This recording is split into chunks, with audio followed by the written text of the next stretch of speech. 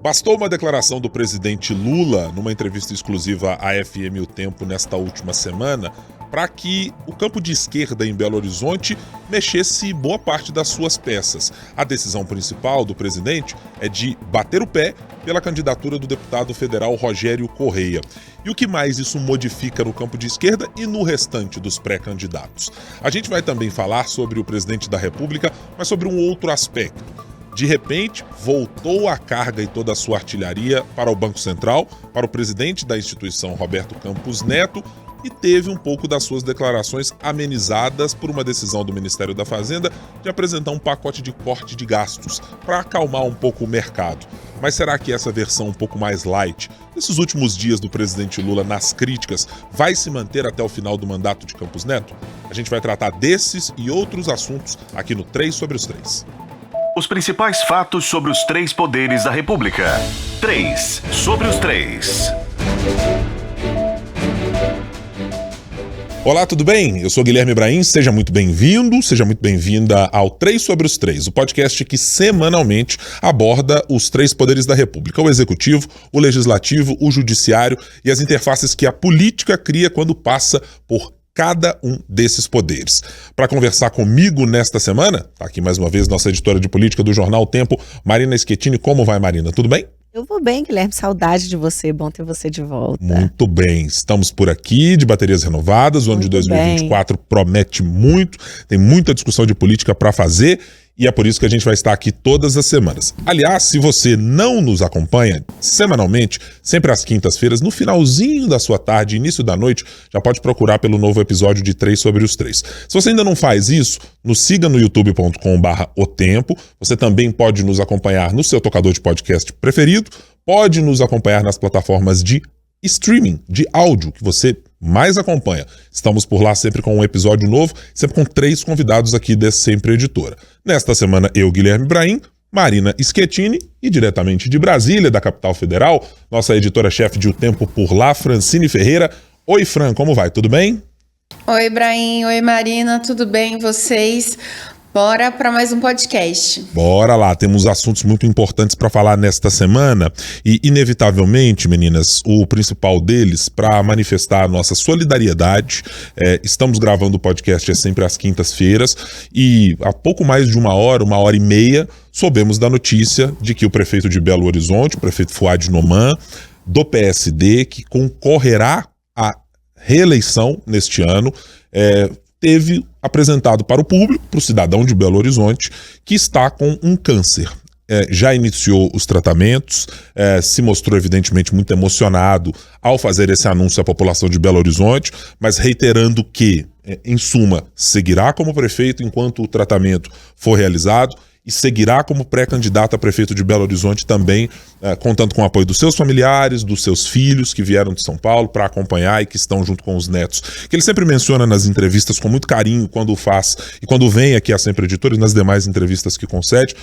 Então vou fazer aqui, acho que a extensão de todos os nossos desejos de melhoras, de pronta recuperação para o prefeito de Belo Horizonte, uma figura sempre muito atenciosa, muito simpática no trato, acho que com todos nós que já tivemos contato com o prefeito Fouad Noman, com críticas que fazemos por parte do nosso trabalho, mas sempre uma pessoa absolutamente cordial, educada e respeitosa com todos nós. Então, nosso desejo aqui da bancada do 3 sobre os 3, prefeito Fouad Noman, de pronta recuperação para o senhor e que rapidamente o senhor esteja ocupando as nossas bancadas aqui na FM O Tempo, conversando com os nossos repórteres, porque já que o senhor decidiu tocar esse momento difícil, mas certamente que será de superação, nós estaremos aqui também para acompanhar, para conversar com o senhor e para levar ao cidadão belo-horizontino o desejo da melhor notícia, de que o senhor esteja plenamente recuperado o mais rápido possível. Marina, quero te perguntar sobre Fouad Noman. A sua relação também, você já conversou com o prefeito diversas vezes, é sempre uma pessoa que merece, e acho que o mundo político, que fez várias manifestações até agora, do governador Romeu Zema, de pré-candidatos que estão nessa corrida, acho que merece toda a nossa consideração e desejo de melhoras mais rápido possível. Guilherme, com certeza. O Fouad sempre foi uma pessoa muito respeitosa, né? Que eu acho que é o principal, né, nessa nossa relação, né, de imprensa, político, imprensa ocupante de um cargo público, mas ele também sempre foi muito amável, muito solícito.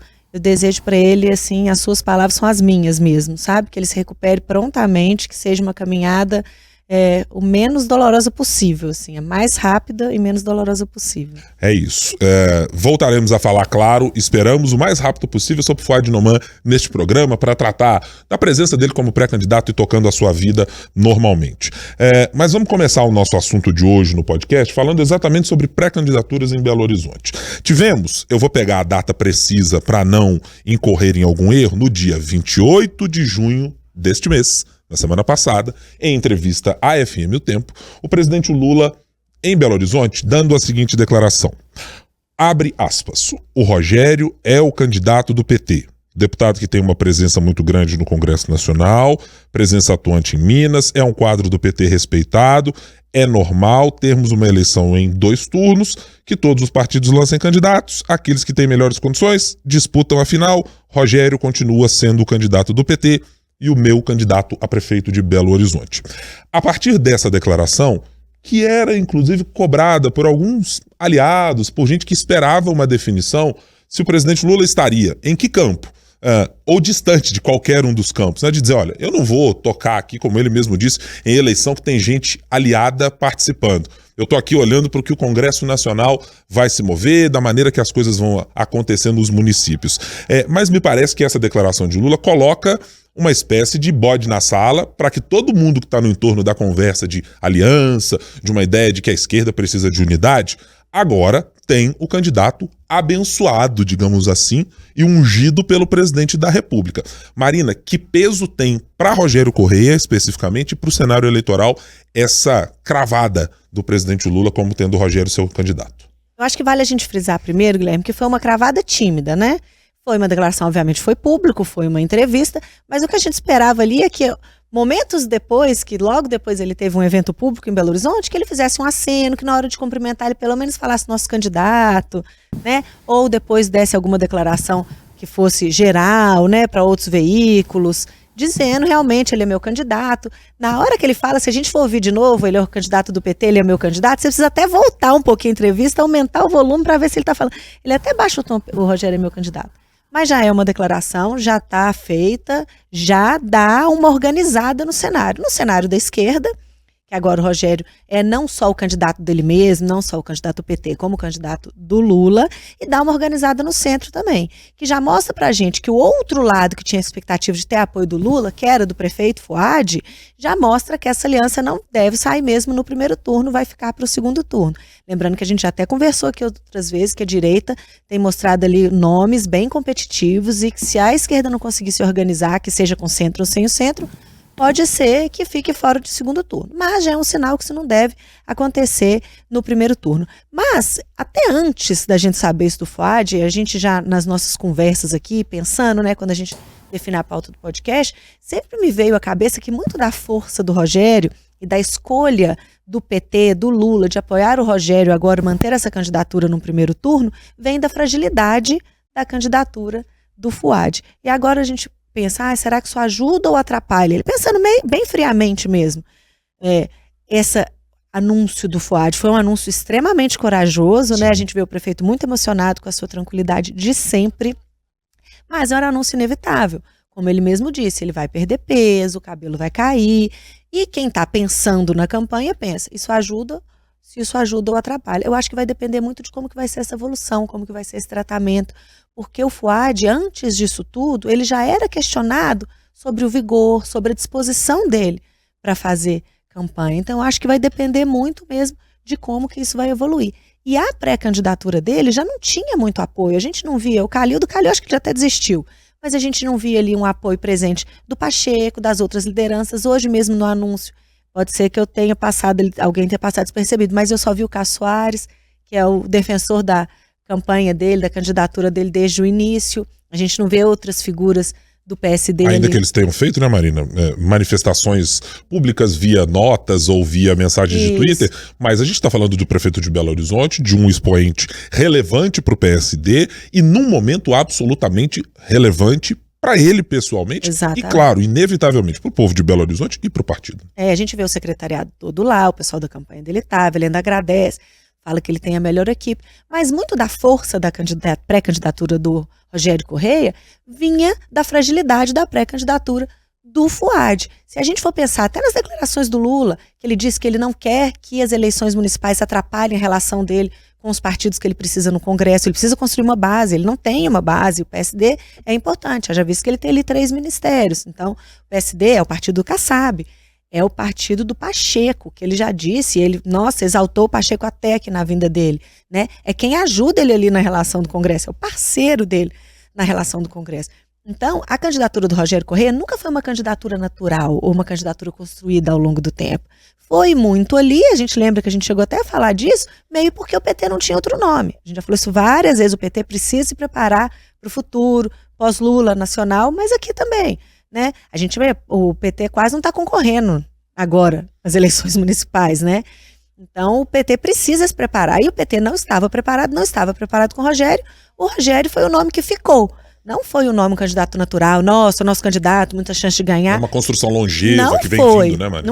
Não foi construído, nem era natural. Então, mais um motivo para o prefeito, que tem a simpatia, os partidos têm simpatia, têm proximidade. Então, era natural que a gente esperasse até uma composição com o Fuad. E muito disso não ter acontecido foi por causa da fragilidade da pré-candidatura dele. Agora, eu acho, diante dessa posição do Lula, é saber do acordo do Rogério e Duda Salabert, né? Esse aí é um ponto que está colocado em aberto. E aí eu quero te perguntar, Fran, sobre exatamente acordos. Essa declaração do presidente Lula gerou um primeiro movimento de agregação à campanha do Rogério. E eu explico.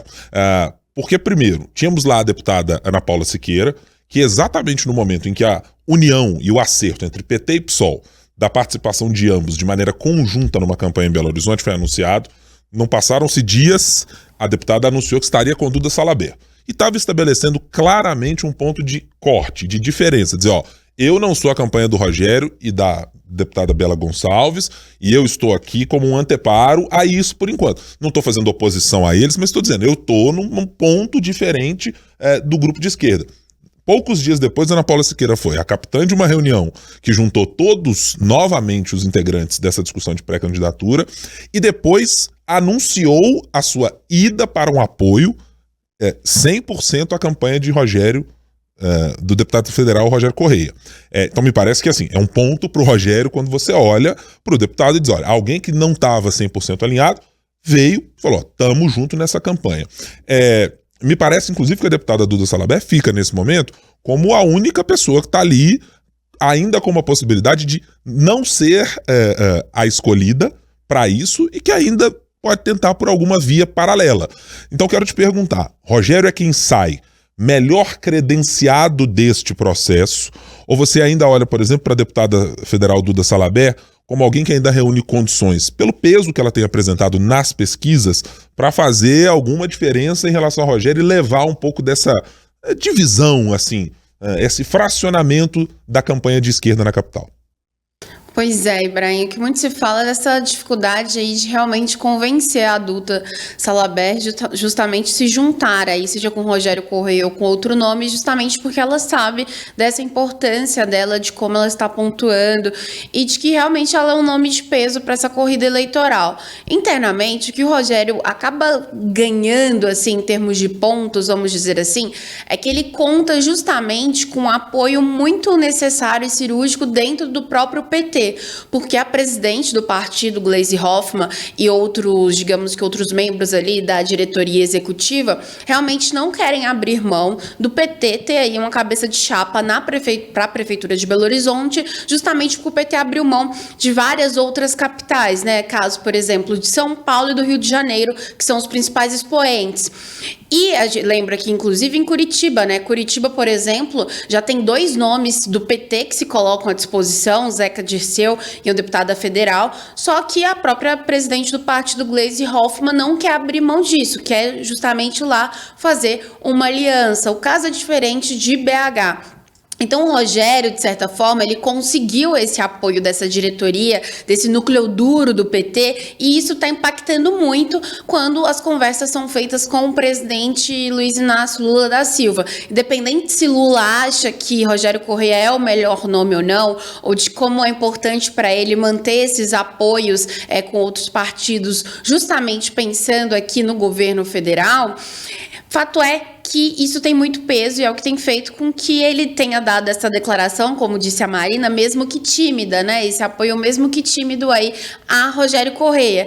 Esse anúncio de Fouad hoje, obviamente, muda o jogo de uma certa forma, porque muito já se falava de Lula talvez não ter apoiar explicitamente Rogério, justamente pensando aí nessa aliança com o PSD. Então a gente vai ter que esperar um pouco mais, justamente para ver como que vai se comportar aí, né, Fouad Noman, como que vai ser a recuperação dele, como que ele vai se posicionar mesmo, questão pessoal, e até mesmo se vai levar essa candidatura à reeleição para frente, como ele disse, né, tudo vai depender aí do estado de saúde dele.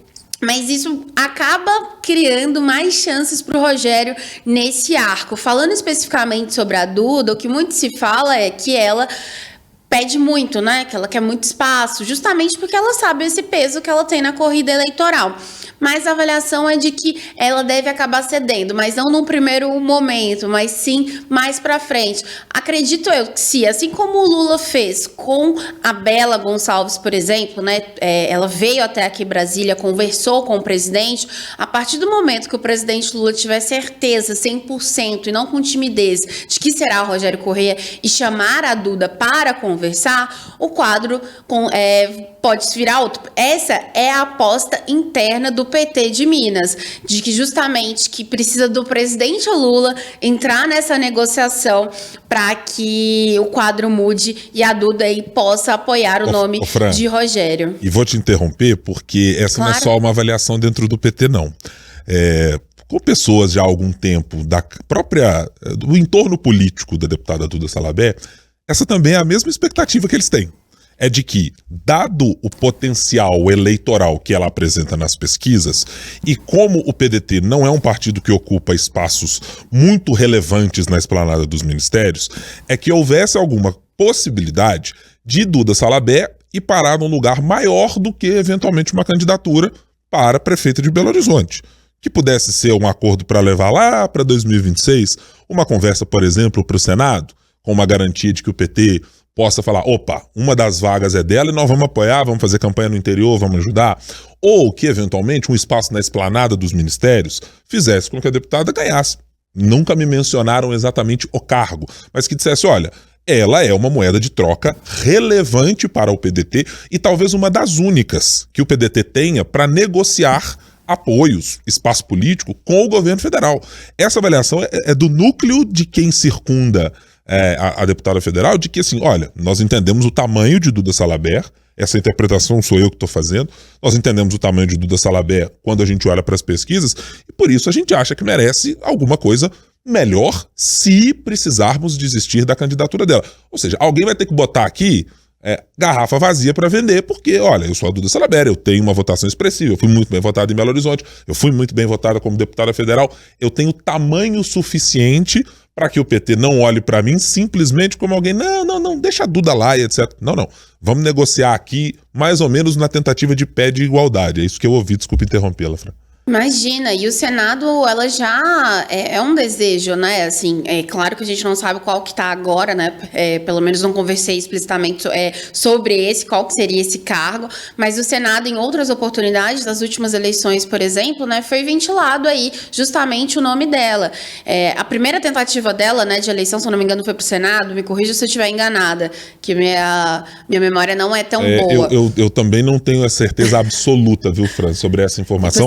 Eu vou aqui pesquisar nos meus alfarrábios, não existe tá? Dúvida, existe dúvida. Meus alfarrábios googleanos. Me perdoe se eu estiver enganada, mas é porque já faz um tempo, minha memória não é tão boa, mas assim, mas é justamente esse peso que tem o PDT e o peso que ela tem, melhor dizendo, o peso que tem ela, né, mais do que tem o PDT, é o que faz com que essa negociação ocorra a nível aqui nacional, né, e não só municipal.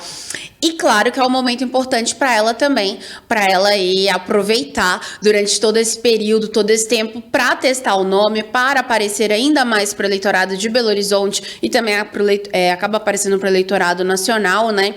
Então, digamos que é um campo fértil, mas isso vai depender do presidente Lula. A declaração, mesmo que tímida, já fez aí umas mudanças nesse jogo. Lula quando trouxe a Bela para Brasília para conversar, saiu lá falando que agora estamos unidos. Depois da declaração, Ana Paula Siqueira, né? Então agora você só tá esperando aí o presidente chamar a Duda e vamos ver o que vai acontecer. Informação confirmada, Francine Ferreira. Minha memória não é ruim. Duda Salabert se candidatou ao Senado da República por Minas Gerais em 2018, teve 1,99% dos votos, à época era afiliada ao PSOL, foi a primeira pessoa transgênero a se candidatar para um cargo de senadora da República aqui por Minas Gerais. Teve 351.874 votos. Aí no ano seguinte, participa de um evento com Ciro Gomes e aí vai se filiar ao PDT, partido em que ela está até hoje. Viu? Memória, ó. Porque, assim, completíssima informação. Essa época eu acho, Marina, que a gente não tinha começado muito no jornalismo acho assim que não, a pegar. acho que a gente devia ser estagiário. A gente devia estar começando a carreira, talvez a gente não lembrasse muito disso, assim, né? Eu tenho uma consideração apenas a fazer sobre o caso da candidatura de Rogério Correia, é que eu acho que existe um fator que para ele é muito positivo e que lá atrás talvez tenha sido visto como um problema, e a gente falou algumas vezes sobre isso, de dizer, mas as eleições municipais, às vezes, não vão cair exatamente num debate Lula e Bolsonaro, né? Todo mundo vai ficar falando de Lula e Bolsonaro quando tem quebra-mola para arrumar, quando tem unidade básica de saúde, quando tem que resolver problema de creche, quando tem que resolver, sei lá, Lagoa da Pampulha, tem um monte de coisas para fazer. Mas Rogério Correia... é diferente, né? Exatamente. E essa posição de Rogério sempre de dizer, estamos combatendo a extrema-direita, estamos combatendo o fascismo, nós somos o candidato do governo Lula, etc. Ela está absolutamente alinhada com a própria análise política do presidente da República. É Lula que vem dizendo já há muito tempo que, olha, eu sei que tem campanha municipal, mas isso aqui é uma campanha nacionalizada. Porque ele está pensando com os olhares de quem diz, é muito municipalizado, claro, vocês vão eleger o prefeito, mas eu estou pensando no Congresso. Eu sei que é muito municipalizado, mas quando eu olho para quem dá apoio e o eleitorado responde, eu sei que sou eu e é Jair Bolsonaro. Então, no fim das contas, Rogério Correia sempre apostou num ativo que estava na mente e coração do presidente da República, dizendo, gente, vocês podem brigar, podem todo mundo bater cabeça, no fim das contas tem que ser Lula e Bolsonaro, porque as redes sociais estão operando muito nessa lógica, porque as pessoas acabam discutindo muita coisa, se posicionando ideologicamente, e às vezes a decisão esquece e ignora fatores mais racionais e vai apenas por uma posição dessa natureza, ou eu sou de esquerda, ou eu sou de direita, ou eu sou Lula, ou eu sou Bolsonaro. Então eu acho que sob esse aspecto, Rogério Correia fez uma aposta que nesse momento está se mostrando acertada, pelo menos para garantir o apoio do presidente da República. Concordo com a Marina. Se me permite? Claro, Fran, por favor. É interessante porque, além das eleições, porque o Lula, lá no início, os auxiliares mesmo falavam com ele, evita falar de Bolsonaro, etc., o que a gente tem visto em todas as últimas visitas do presidente aos estados, e ele intensificou muito essa agenda aí nos últimos 2 meses, ele, em toda oportunidade, ele sempre cita o antecessor, não nominalmente, mas ele cita Bolsonaro. Aí, também pensando em 2026, e principalmente em função do fator internacional, em que a Argentina, né, o presidente Javier Milei, e nos Estados Unidos há um crescimento aí de Donald Trump em função da fragilidade que está sendo exposta de Joe Biden, né, do democrata. E isso é um fator que começou a acender um alerta muito vermelho no Palácio do Planalto, pensando nas eleições de 2026, que o presidente Lula não queria aí tentar uma reeleição, mas agora ele já está vendo que isso vai ser uma possibilidade mais forte. Então, muito desse discurso também, dessa polarização que está voltada para esse ano de eleições municipais, é porque isso que você disse faz sentido, esse ou é esquerda ou é direita, ou é Lula ou é Bolsonaro, isso aí tem um fator importante.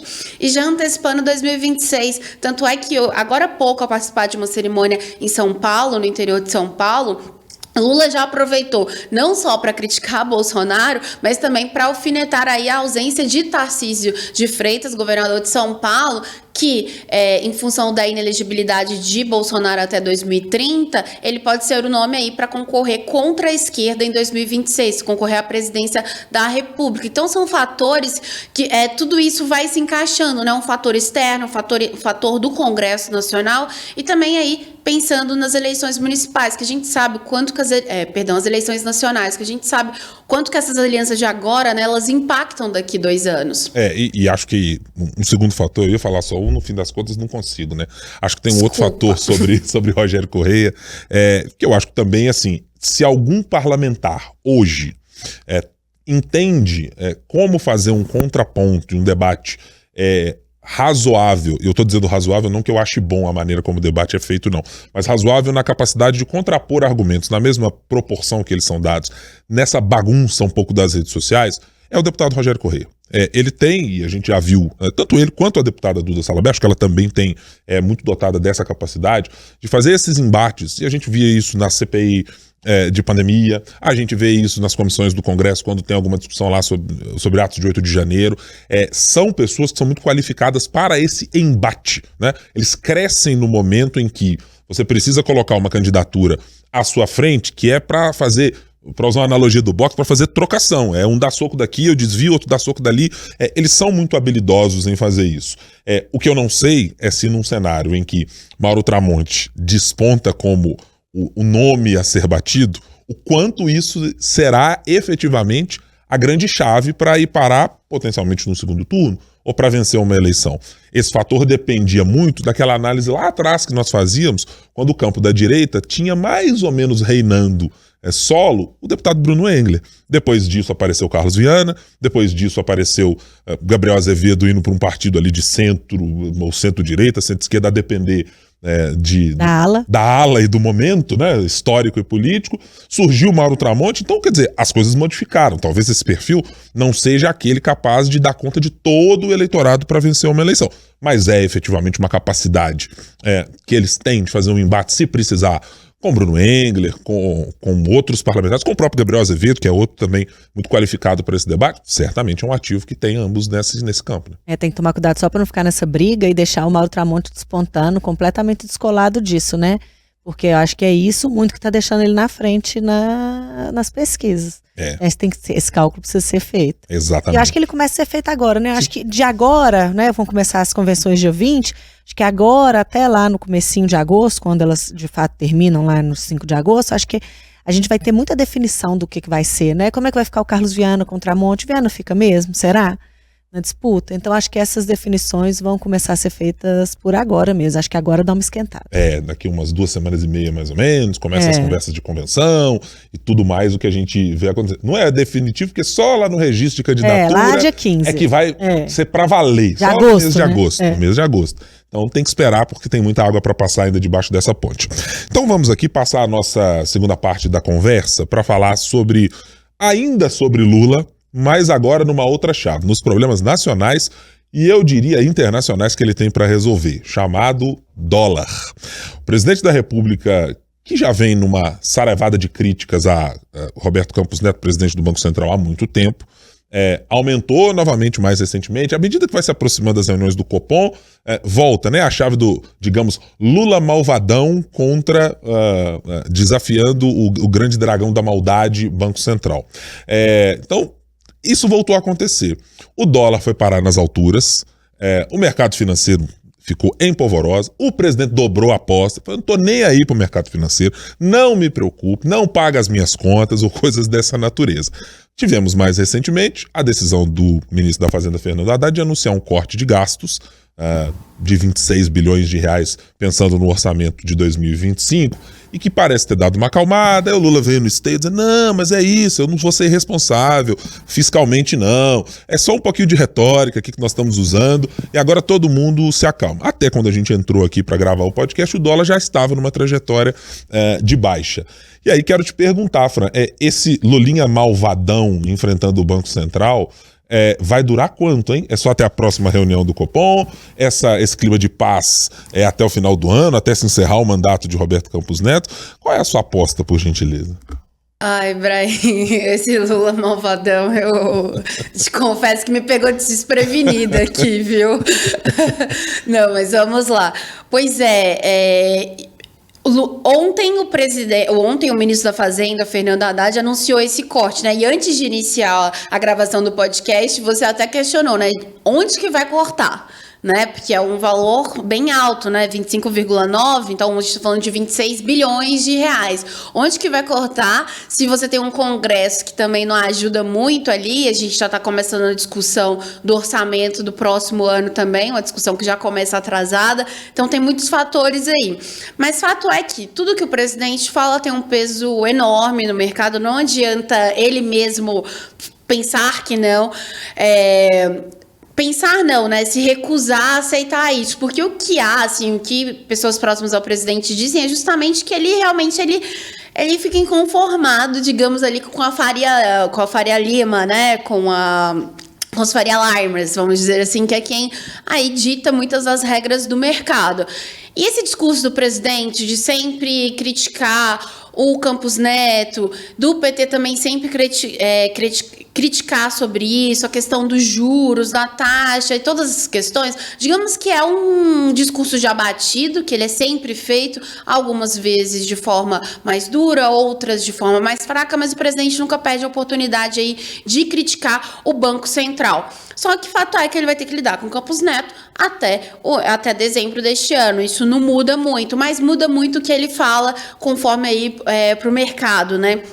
E ontem, o presidente, ele mostrou que deu esse passo, digamos que para trás, né, falando, não, temos responsabilidade fiscal, não é bem assim, mas muito irritado. O presidente, durante o lançamento aí do Plano Safra, né, que prevê 400 bilhões de reais de investimento para o setor do agro, que também é algo que, né, que a gente pode esmiuçar mais, que a gente vai esmiuçar mais, né, mas o presidente, ele foi questionado sobre o dólar, inclusive, e em todas as vezes que ele foi questionado sobre o dólar ontem para os jornalistas, mostrou irritado. Eu não quero falar aqui de dólar, eu vim falar sobre arroz, sobre feijão, etc. Então mostra que ele também está contrariado, calado, ou melhor, né, diminuiu o tom, mas muito contrariado. Então não espero que o presidente Lula vá, de fato, daqui 1, 2 semanas, fazer o discurso diferente, não, viu? Acho que volta, e aí o mercado volta a reagir. É meio que um cálculo que não fecha, como a briga do Haddad com o Rodrigo Pacheco, seja sobre a dívida de Minas ou sobre a responsabilidade do Congresso em criar gastos ou não. São discussões que sempre voltam, que assim, a gente sempre acaba falando.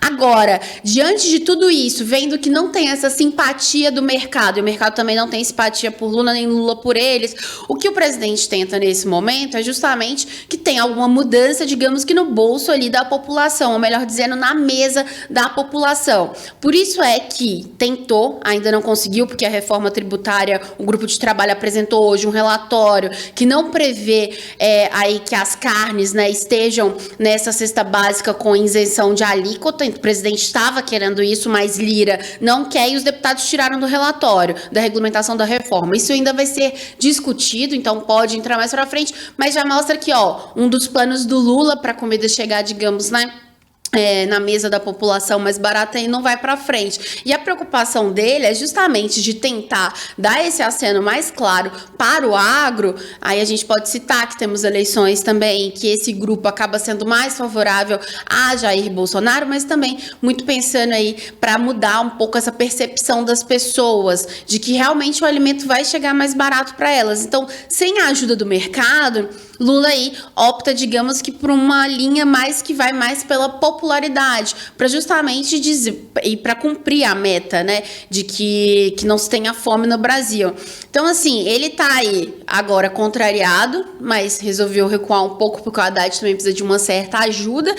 Ninguém sabe de onde que o governo vai tirar esses 26 bilhões mesmo, então benefícios sociais, será que vão entrar aí? O Haddad disse que não, mas será que vai ter um corte expressivo? Vamos ver. E ao mesmo tempo, esse anúncio para o agro foi importantíssimo, desses 400 bilhões para o presidente Lula, porque de certa forma ele pode conseguir tirar aí do papel essa promessa dele, que é justamente fazer diferença ali na mesa dos brasileiros, Ibrahim. Eu estava tentando aqui buscar nos alfarrábios, também conhecido como Google, quem foi que iniciou as críticas ao Banco Central Independente. Eu estava me recordando. Na campanha eleitoral, né? A Glaze, mas eu estava tentando puxar um pouco mais assim, sobre essa ideia, porque parece uma coisa nova, como se o presidente da República agora fosse o grande crítico da independência do Banco Central. Só que esse assunto já foi pauta de campanha eleitoral. A ministra Marina Silva, anteriormente, era uma dessas. Eu estou olhando aqui, puxando uma reportagem do Correio Brasiliense, dizendo, na campanha de 2014, foi um dos temas mais polêmicos no debate, e a ministra Marina Silva, à época, não era ministra, né, defendeu a autonomia do Banco Central. Passaram-se os anos, aqui em 2018, a reportagem, não, agora não defendo mais. Quer dizer, mirar o Banco Central como uma entidade meio etérea, ou a independência do Banco Central, ela pode gerar para o político assim, um desvio de foco, que pode ser muito benéfico para ele. E eu acho que o presidente Lula está usando isso com alguma habilidade. Porque, assim, objetivamente, o dólar mais alto causa exatamente um enorme estrago para alguns setores da economia. Mas não sei se são todos os setores que se sentem também absolutamente prejudicados. Então pode ter gente... Nossa troca de olhares. Pode ter gente que está feliz com essa história de assim... Eu vou pensar, por exemplo, no agronegócio. Quem tem majoritariamente as suas exportações como o principal daquilo que produz no agro, está necessariamente preocupado com uma alta do dólar? Guilherme, mas você vai ter, por exemplo, quem importa um tipo de material para fazer fertilizante, por exemplo, da Rússia. Ok, ele vai pagar mais caro nisso, certamente. Mas é que eu não sei se nesse cálculo está todo mundo do bolo. Talvez o presidente da República olhe para isso e diz o seguinte, gente, eu preciso mirar alguém, eu preciso fazer alguma contraposição a alguém. Se não está funcionando com o Bolsonaro, vai funcionar com o Banco Central. Vai precisar ter um vilão para chamar de seu. A gente conversou muito disso na última edição do podcast, né? Eu, Thalita, Letícia. Eu acho que a escolha do Lula, acho que ele faz esse recuo agora, acho que ele não vai durar. Acho que ele pode até ficar esse prazinho que o Galípolo tá na presidência do Banco Central, a gente vai ter essa calmaria agora, porque o Campos Neto tá de férias. Mas eu acho que a escolha das críticas do Lula é estratégica, politicamente, eleitoralmente, como a gente quiser colocar, porque é muito popular falar que você é contra o juro alto. Isso dá voto, e o Lula está tentando recuperar uma popularidade que ele perdeu, que ele sabe que ele perdeu. Então aí, eu cuido do pobre, para mim o salário mínimo eu não vou mexer, isso tudo é bom, isso tudo é popular, isso tudo dá voto. Mas eu acho que esses últimos tempos aí têm mostrado que é preciso uma certa parcimônia, porque não dá certo, porque quando a gente critica o dólar, quando o dólar sobe, na verdade, não afeta só o turista, classe média, média alta, que vai viajar para a Disney lá e quer comprar o dólar mais barato.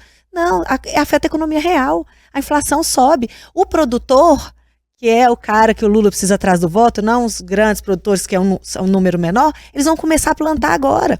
Fertilizante em dólar, a maioria dos insumos que compra é em dólar, o alimento daqui a pouco vai estar impactado, o combustível daqui a pouco vai estar mais caro. Esse dólar, ele daqui a pouco começa a esconder os números bons da economia, que é o que a Haddad fala lá, a gente tem números bons, a gente não consegue comunicar, mas quando a gente cria esse problema, esconde esses números, então acaba sendo ruim para o presidente. Então ele precisa dar uma calibrada aí no que, porque ele já tem pesquisa do próprio governo que mostra que falar mal de juro atrai apoio das pessoas que o Lula precisa reconquistar. Mas tem um outro impacto, que não demora a aparecer. E eu acho, Marina, e essa minha defesa um pouco de como o presidente adota isso, como essa grande estratégia, é porque, bom, eu acho que o juro é um grande vilão para todo e qualquer brasileiro. Assim, isso, é popular, num país em que... É muito fácil falar mal de juros. Exatamente. Num país em que as pessoas estão acostumadas com o quanto é exorbitante e absurdo o crédito rotativo. E o crédito rotativo, para boa parte das famílias brasileiras, mostram nas pesquisas do IBGE, do IPA, de outros institutos de pesquisa, Fundação Getúlio Vargas, o crédito rotativo, muitas vezes, ele faz parte da rotina familiar. Lidar com juros e ter parte do seu rendimento consumido pelos juros que você está pagando é o que o cidadão vai dizer, mas nossa, mas eu paguei o cartão, mas o negócio continua. Então, assim, ele não acaba de pagar nunca. Ele é esse grande, ele é real, ele é materializado em boa parte das coisas que você mencionou, mas ele ao mesmo tempo funciona como uma chave para simplificar boa parte das coisas. Tem problemas muito mais complexos a serem resolvidos, mas o juro é o grande vilão. O presidente Lula já usou isso e usava, o PT foi sempre muito magistral em usar essa história do banqueiro, né? O banqueiro era sempre aquele sujeito. São os discursos fáceis, né? Ele encontra um vilão fácil ali. E isso estratégia. É o único ponto em que eu sou daqueles que faz alguma comparação em que tanto Lula quanto Bolsonaro são absolutamente hábeis em escolher os seus inimigos de ocasião. Eles sabem muito bem em quem mirar para tirar da frente o que é relevante, colocar uma grande camada de névoa e de espuma para as discussões e dizer assim, esse aqui é que é o grande vilão. Quando, na verdade, tem problemas muito maiores. Quer dizer, a articulação política do governo, que até 3 semanas, 4 semanas, a gente falava dela aqui como um grande problema a se resolver. O que aconteceu? Né? Continua sendo um problema para resolver. Tem que fazer reforma ministerial para abrigar todo mundo e voltar a ter algum grau de governabilidade mais calma para o presidente da República. Pois é, isso continua sendo um problema. Ou por acaso o Rui Costa mudou da água pro vinho, Alexandre Padilha agora passou a ser querido por Arthur Lira e companhia. Não passou. Mas quando você direciona boa parte do seu discurso para esse grande vilão, acho que como estratégia, ele de fato compra uma briga que para ele acho que é mais confortável. Brigar com os economistas, fazer lá críticas. O Gustavo Franco fez crítica, eu vou lá e rebato, o economista do PT rebate. Você acaba criando e eu vou fazer uma comparação aqui, se acaba criando um efeito da grande habilidade do filho do ex-presidente do Carluxo, que era fazer isso. O debate público estava caminhando para um lado, tem um negócio relevante acontecendo, ou tem outra coisa. De repente você lança um negócio lá de Golden Shower, um negócio meio absurdo, ninguém está entendendo o que é nas redes sociais do presidente, e a pauta pública se transforma naquilo. Vira um negócio... E outra coisa que eu acho que ele faz. É verdade. E outra coisa, cria um remédio lá pra frente, que se der tudo errado, olha lá, tá vendo? Eu tô avisando desde antes. O problema todo foi o juro, que foi uma cascata, né? Foi um efeito cascata. Então o aí... único que continua com o problema é sempre o Haddad, né? É. Entra, o encosta entra, mas o Haddad sempre tá ali. Inclusive, é bastante curioso para quem gosta de ver política, quando você pegar esses eventos do governo federal que tem alguns anúncios, né? E você vê aquele hall de ministros, aí tem ministro, secretaria disso, secretaria daquilo, e etc. Você pode olhar sempre para a feição do ministro Haddad, o que ele tá assim, coçando a cabeça, o que ele tá olhando assim pro horizonte, aquela imagenzinha da... Foi a Simone Tebet ontem, você viu a cara dela, ela ficava olhando assim meio pro nada, eu acho que ela devia estar fazendo conta, falando, meu Deus, exatamente. Eu não sei de onde que eu vou tirar R$500, imagina 25,9 bi, o que eu vou escrever nesse texto que eu vou mandar pro Congresso? É aquela imagem que quase todo mundo deve ter aí no seu telefone celular, da grandíssima atriz Renata Sorrah, que aparecem lá aqueles númerozinhos, Teorema de Pitágoras, não sei qual personagem ela estava fazendo ali. Nazaré Tedesco. E aí aparece aqueles... Um clássico. Eu não... Sabe nada? Não sou... Senhora do Destino. A última novela que eu acompanhei com muito louvor. Melhor nem falar. Foi Vamp, né, gente? Então não sou muito habituado. E não foi, não vale a pena ver de novo. Não foi, exatamente. Versão original com Neila Torraca e Cláudio Hanna. Jesus. Pois é. A Fran talvez nem fosse nascida nessa época. Nem eu. Marina também, certamente não. Mas falava muito desses fantasmas, dessa habilidade de criar... fazer um diversionismo político. Gente, isso é absolutamente natural do debate público. Você está apanhando nas cordas, criticado, com problemas, com dificuldades.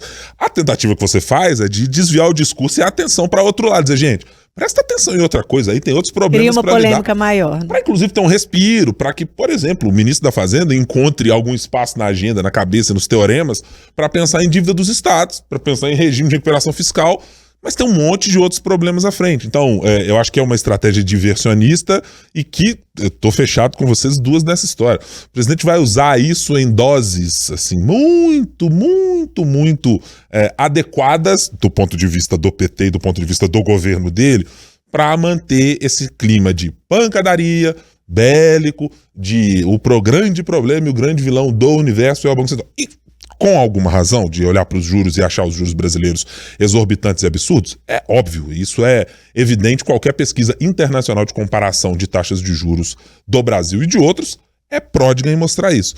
Mas esse não é o todo dos problemas brasileiros, certamente não é, né? Meninas, vamos chegando aqui ao final da nossa conversa nessa semana. Ô, Fran, você que é uma grandíssima conhecedora de novelas e de um monte de outras coisas, conta pra gente, por gentileza, qual é a sua aposta para essa próxima semana. Tem algo que vai virar novela na sua cobertura de Brasília nesta semana que tá chegando? Nossa, tem que escolher um só. Mais de Vida de Minas. Não, eu não vou apostar nisso. A gente não, vai pelo vetar. amor. A gente vai não. isso. Não. Eu vou falar antes, então, desse veto. Eu não vou apostar. A gente não pode criar regra para essa legislatura, entendeu? Que é esse episódio. Dívida de Minas tem que ser pro episódio futuro. Eu tava tentando... Vamos proibir Dívida de Minas? Igual Lei Candir. Agora a gente só pode falar quando tiver uma decisão. Você tá propondo inversão de pauta, então, para tratar do último artigo assunto 94. da pauta. Artigo 94. É isso. Senão vai fazer obstrução, Fran? É isso que eu tô entendendo? Não, gente, não tem condição mais. Não, que isso? Então... Desde novembro do ano passado é isso. Aí vai sair, não sai, aí não sai. Aí se sair aqui, se for aprovado, aí eu desabafando, né? Se for aprovado, vai sair quando na Assembleia? Tá assim, não tem condição não. O mineiro tá cansado dessa novela. Vamos atualizar aí. Eu vou apostar em outra novela. Vou apostar em regulamentação da reforma tributária. Porque eu acho que ela tá sendo mais possível do que a dívida de Minas neste momento, viu?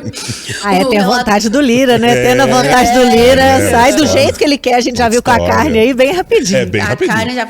Então, assim, já foram apresentados esses 2 relatórios, né, relatórios finais. Ele pretende votar ali, colocar para votar até dia 19, né? Antes do dia 19, melhor dizendo. Acho que vai sair, sim, algum desses textos, porque também é de interesse do governo votar pelo menos um desses textos antes do recesso. Então, a minha aposta vai nessa novela, depois de 30 anos de discussão de reforma tributária, acho que vai ter esse avanço no tema aí.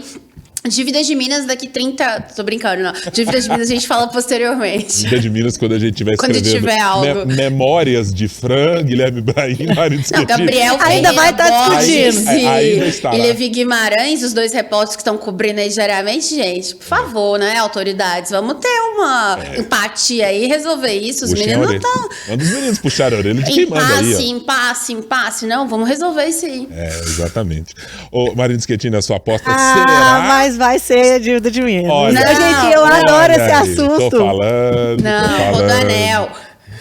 Não, pelo amor de Deus. Rodanel já tá valendo. Não, Rodanel já tivemos na semana Lagoa da passada. Pampulha. Lagoa da Pampulha. CPI 2 nessa última semana. Tô aguardando só pra você ver, CPI 2. Só pra CPI você ter 2 uma da ideia. Lagoa da Pampulha. Tô aguardando a CPI 3 agora. Daqui a pouco vai vem. estar tudo igual. Mas eu vou de dívida de Minas mesmo, porque eu quero ver o que o governo vai arrumar nessa semana, porque hoje é dia 4, quinta-feira, e a AGU, né, que é da União, já disse que não tem nada disso, que porque o STF marcou a sessão para julgar lá o mérito do pagamento da dívida para o dia 28 de agosto, não significa que o prazo de 20 de julho para voltar a pagar a dívida fica estendido automaticamente. Continua valendo o prazo de 20 de julho, nós estamos no dia 4. O Zema está tentando desde 2019 aprovar o RRF. Eu quero ver o que ele vai arrumar em 16 dias para resolver esse problema. Essa movimentação tem que estar começando agora. Lembrando que ele está lá tentando. Lembrando. Com o que você se impressionou? Eu estou tentando falar seriamente. Você se impressionou que eu queria... compartilhe conosco, por favor. Não, mas assim, tem que começar agora, faltando 16. É sensacional. Eu quase que eu interrompi a Marina assim. Tem gente que não gosta de política, como assim? Zema está tentando desde 2019 aprovar o regime de recuperação fiscal. Olha, sim, tá lá, tentando, tentando, né? ele não tá... Exatamente, isso durante muito tempo não foi, exatamente. E ele ainda isso, tem que aprovar o IPSENG, que ele está tentando passar pelas comissões há não sei quanto tempo. Então, assim, é isso. Quem não gosta de política, gente, o que mais dá tanto entretenimento? Olha isso. Tá maluco? Assista House of Cards ou uma sessão do Congresso Nacional em dia de votação de pauta ideológica. Paro duro, gente. Vai gostar, tenho certeza. Então... Eu ia mudar de assunto, mas eu vou ter que votar juntamente com a Marina. Aí, Fran! É que não tem jeito, Fran.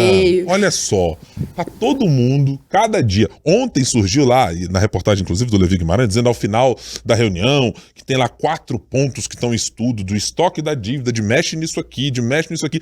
Mas aquelas coisas que são assim... quase você ficar olhando num campo verdejante por borboletas que estão passando e vão ver alguma coisa acontecer. Não tem nada de palpável. Tá demorando muito esse projeto, Rodrigo Pacheco, não tá? Tem alguma coisa. Alguma coisa não tá fechando. Já estão. Descarta a federalização pra lá e descarta coisa pra cá. Muda percentual, 2%. Haddad não vai nas reuniões, manda o número 2. E não tá se sustentando, não tá ficando de pé, né? A gente tá vendo claramente que isso não tá ficando de pé. E eu acho que o tamanho do problema que o governo de Minas pode ter na possibilidade de uma execução de dívida feita pela AGU de pagar na bucha, à vista, na hora.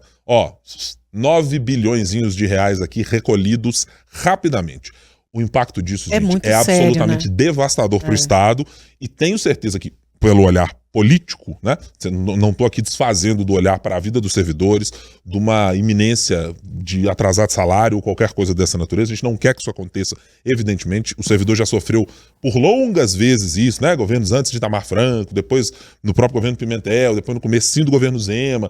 Isso é terrível para qualquer um que trabalha, mas eu acho que isso está se tornando cada vez mais possível de acontecer. Porque se não há uma solução... Está muito perto de acontecer. Está muito perto. Se não há uma solução palpável, então eu acho que tem que continuar ainda com muito olhar, muito crítico em cima disso, porque as coisas não estão evoluindo como se espera. O próprio discurso do governador Romeu Zema, né? Ele deu uma entrevista agora falando que ele espera, não vou lembrar as palavras certas dele, mas espera bom senso do governo. Já está apelando para bom senso, para ajuda, para já dá um sinal de que os outros argumentos já estão esgotados ou quase lá. E até dizendo que as soluções apresentadas por Rodrigo Pacheco elogiadas, mas insuficientes para dar conta do problema do Estado. Fran, um ótimo descanso para você. Nos falamos na semana que vem. Até semana que vem. E aí, não percam com a dívida de Minas. Tô brincando. Até semana que vem, pessoal. A gente já vai colocar no próximo episódio um asterisco, tá? Episódio não contém regime de recuperação fiscal. Vai estar colocado assim, pregado no episódio. Não contém regime de recuperação fiscal. A gente tem que trazer o Gabriel Levi, né, pra participar dessa conversa. Tem que trazer nossos especialistas em IRR. E alíquota. E alíquota, e afins, estoque, juros, etc. Indexadores. Nossa senhora. Marina, ótima semana pra você. A gente se vê na próxima. Combinado, até a próxima. E muito obrigado a você que nos acompanhou no 3 sobre os 3 dessa semana. Todas as quintas-feiras, novo episódio. Está disponível no youtube.com/otempo, está disponível no seu tocador de podcast, está disponível também no seu tocador de música. Muito obrigado pela sua companhia. Até semana que vem. Tchau, tchau.